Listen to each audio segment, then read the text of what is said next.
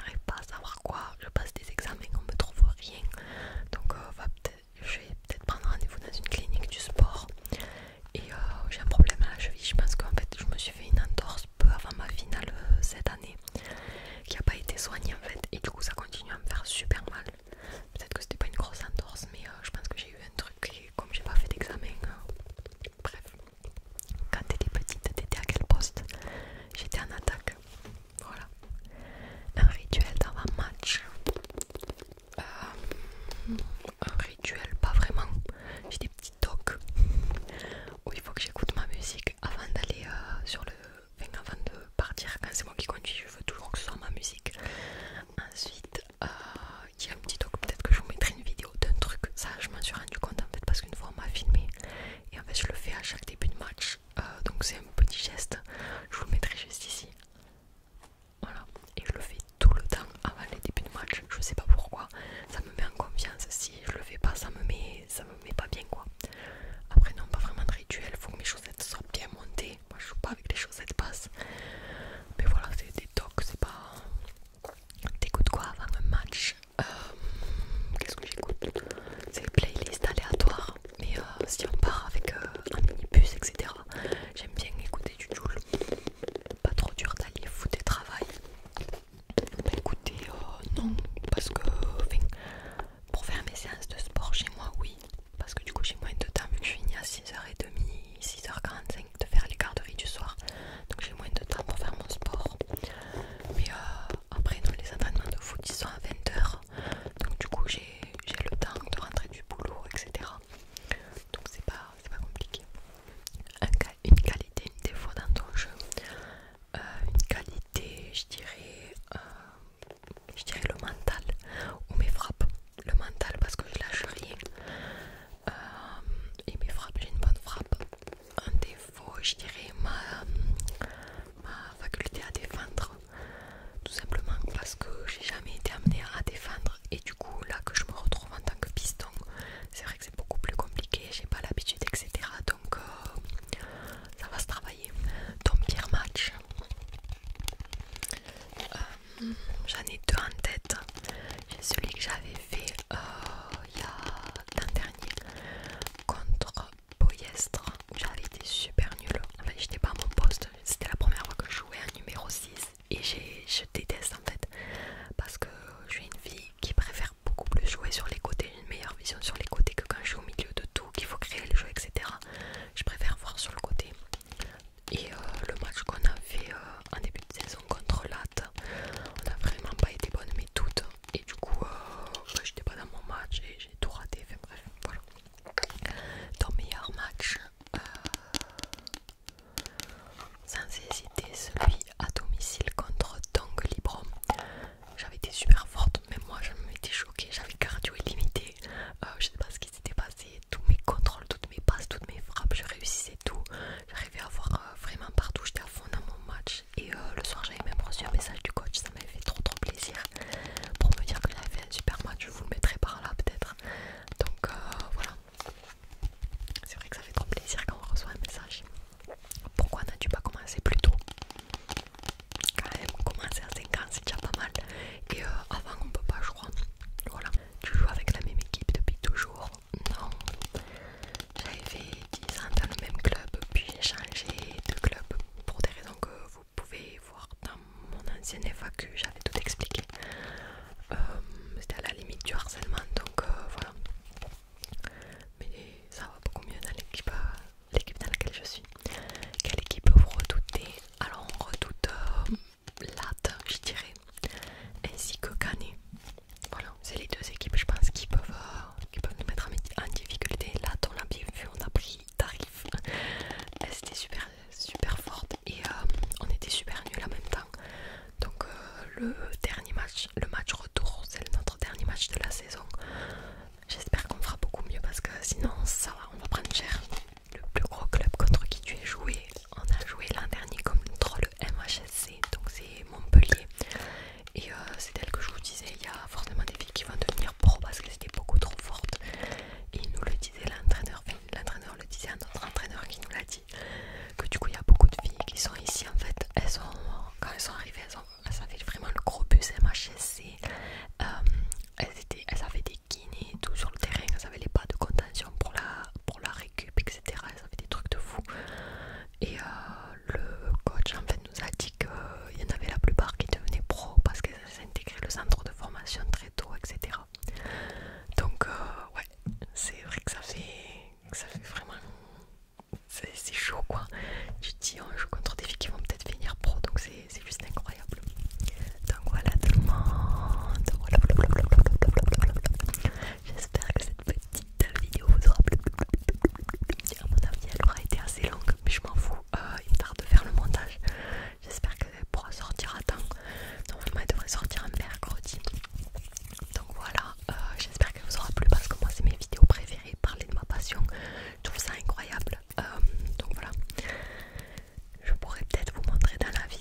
si j'y pense, quoi dans ma valise là, les nouveaux trucs que j'ai achetés de l'OM, alors je l'inclurai dans ma vidéo mes cadeaux d'anniversaire. Mais bref, je me débrouillerai de vous les montrer. J'espère que cette vidéo vous aura plu. N'hésitez pas à me dire dans les commentaires ce que vous en avez pensé, si vous êtes d'accord avec moi, si vous connaissez les clubs, le club ou des clubs dans lesquels, contre qui je vais jouer. Waouh, je vais y arriver. Bref, moi je vous fais plein de gros bisous. Je vous mets mes Instagram et mon TikTok juste ici. Je vous fais plein de gros bisous. Et je vous dis à